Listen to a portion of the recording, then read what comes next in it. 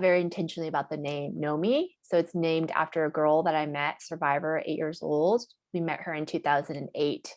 Her name is Naomi. And so we really thought she represented the women that we want to serve.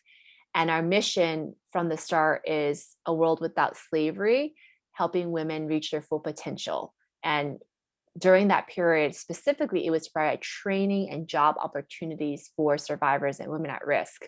And so that was really our guiding light in terms of everything that we did in 2009, directing volunteer efforts was towards. And now in 2012, as a funded organization, same, like directing our efforts towards that ultimate vision and mission. And so, so in terms of kind of really the network behind Nomi, that's evolved from more volunteers to now donors and supporters. So it's like God's been preparing you that your whole life for this, because your background and what you've done with public administration and as consultant, and then being able to have that vision using your futuristic and your activator, and then also your just amazing ability to build something that is going to be significant.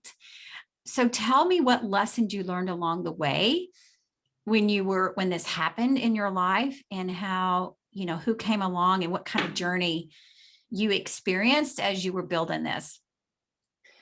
Yeah, I learned a lot. I would kind of lean back to my, sixth strength, which is learner.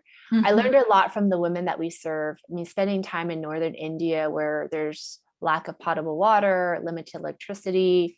I was there living for 3 months with the hottest time of year. So it was like it felt like 120 degrees, and we had barely a fan because the generator would stop working in our hostel. And so that, really experiencing and learning from the women what their barriers are. We came in with a training program that we thought would work based on learnings from the US in workforce development training. And we have a robust model in the US, but in India, that didn't translate well with women that were illiterate, and some could not even sign their own names. So we had to really think around who our client was, what are their day in the life of her, what is it like being her, what does she do that consumes 60% of her time, a lot of cumbersome chores.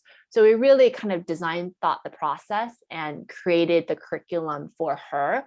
And so that's something that I always sort of like lean on in terms of lessons, is always learn as much as you can about your client.